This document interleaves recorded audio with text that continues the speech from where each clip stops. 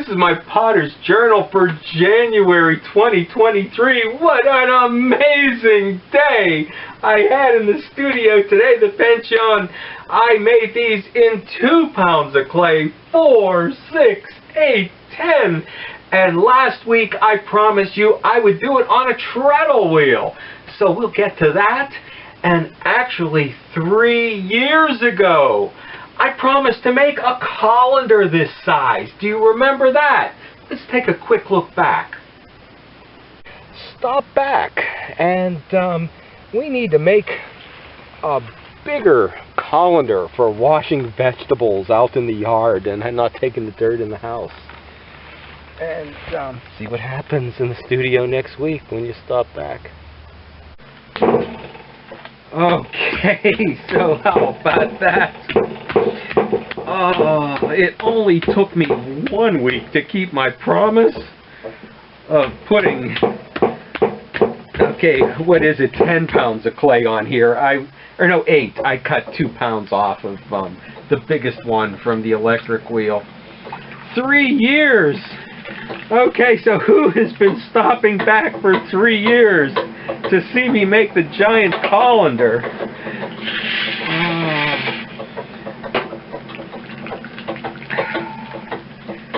And this, you know what this is. Okay, I've done small stuff on here. What you have to do is build up some speed, just like with a momentum wheel, and do a little bit of the centering.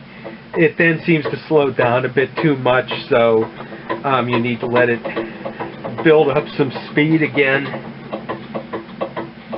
However, when I first got this, there were comments on this is the only way to do it, so if you've got any tricks or tips, let me know.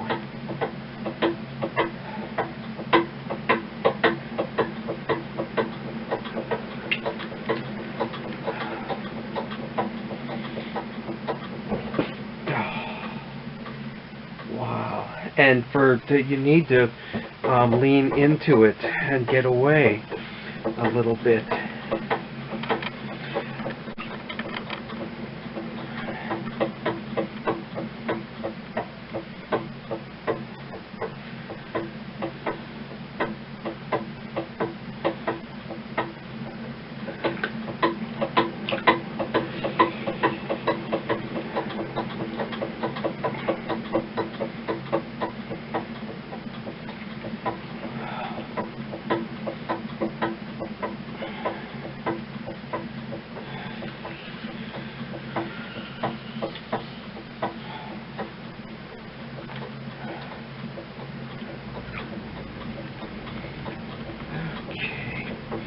I'll have to go through and see how big of pots Lauren Mackenzie made on these things.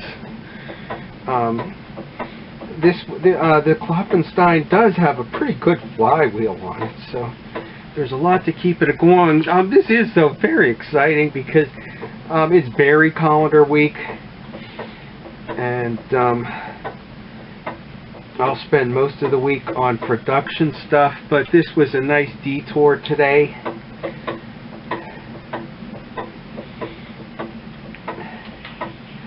And since this one is going to be a colander, it's going to be wider and lower. For some reason, the Pancheion is a form that really does intrigue me. And surprisingly, so much prevalent in Old English pottery, and I don't see it in Old Pennsylvanian pottery. But so essential. It looks like I've seen it called a milk pan, a bread proofing pan, a wash pan, the sink for if you were carrying buckets or pumping a pump out in the yard.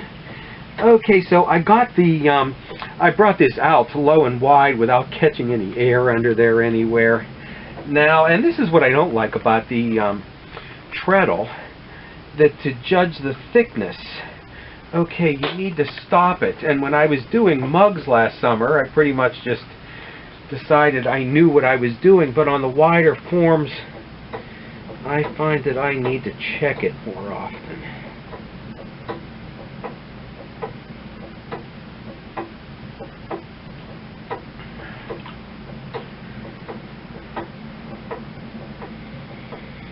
And but then I'll say that my Warren Mackenzie teapot is very, very thin bottom, almost paper thin, almost if it was any thinner, I'd say it wouldn't be acceptable. Maybe now I know why, because you build up the speed and then you've got to stop it to check the thickness.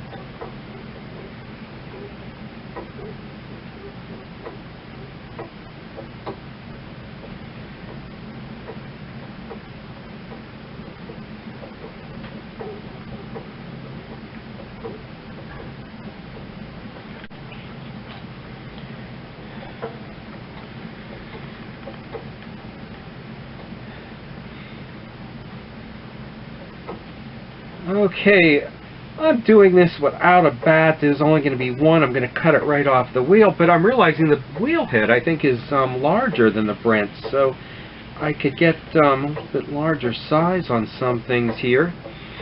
In fact, all of these came out larger than I was expecting compared to, I do the wavy bowls as a production piece. I think the reason I'm able to sell them is because of the gimmicky thing with the scalloped or wavy edge. But with this, maybe I can work out a gimmicky thing too. Maybe by making them, if I make them 3 sizes larger yet and 3 sizes smaller, and take them to a show, all the sizes lined up, and then a ton of them. There are a whole bowl of them that are only 2 inches across.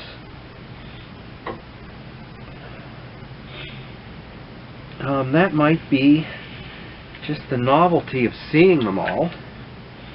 And I think I've heard numerous times, you know, if you're taking Yonomi tea bowls to a show, to make a sign and hand out information about what they are. The same thing could be done with the PANCHEON bowl. And they can also be made as batter or pouring bowls with a pouring lip. Or a colander like I'm doing here. Not always in a super large size.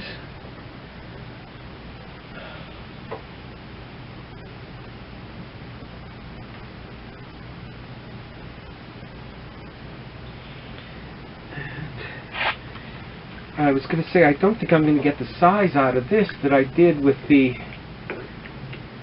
8 pounds inside, but a lot of it went across the bottom.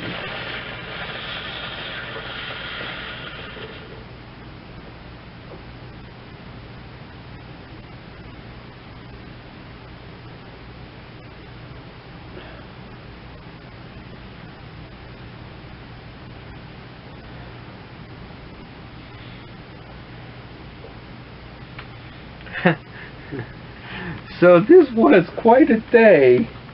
I've now, and this rib is too tall. I want to get the side of this. Too tall to get on the side.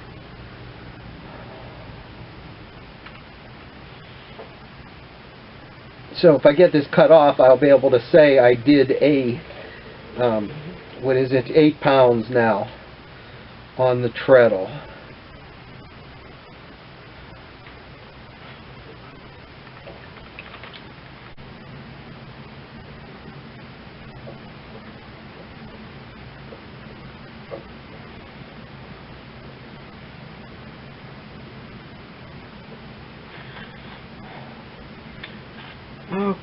Okay.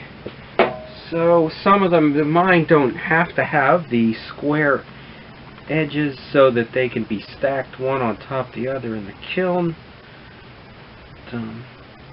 Round those off a bit.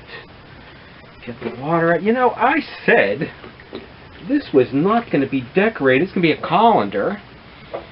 And when I was at Westmore Pottery last fall, the country pieces she was making there, I remember her explaining, were poked through with a stick.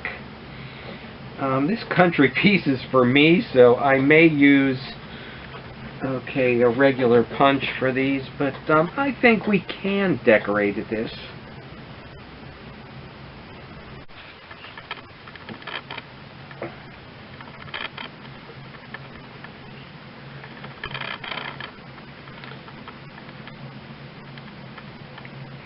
Now, I won't poke the holes with a stick for the colander, but I will try and do, a random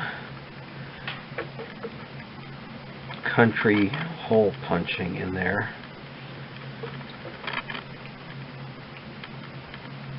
I think there was a nice one in the book I reviewed last week. Country Pottery of Great Britain, I believe the title was.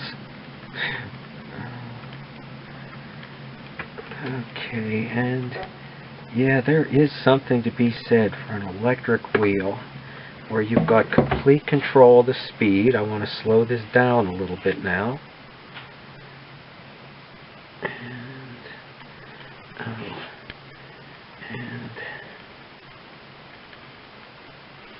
Okay, good.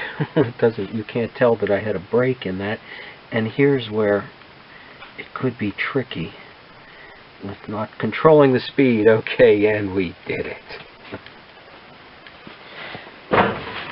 3 years, but great to have actualized the giant colander. Now, if only I had the winter garden to put it to use. This was not at all bad for January. I never did the rutabagas before. They can be mixed with mashed potatoes. And okay, and here I was sorry, my sprouts just didn't sprout. I did have one small like this for Christmas as well. The kale, I am going to leave here, most of it in the garden, because it is fine in the cold weather, but I think the cabbage, the Savoy cabbage, is good to pick that now. A couple little baby reds here. There's not much to them, but they are here. The radishes were a new discovery for me this year, so that was great. More as a fall crop, starting in late August and taking it into January. And for the late stuff, it's more a matter of having it grown and just keeping it protected and covered. One little serving of broccoli. All these stems are edible, and they're very tender this time of year, so happy with that. Some herbs. There's some sage. The last, bowl of lettuce for the year. And, a good bit of parsley yet. And somewhere, here it is. Managed to find some dill before the coldest took it. It's not in the best shape it could be, so I'm going to have to use it right away and pick through it. And these things are so much larger than they look. Okay, stop back and see what happens in the studio next week.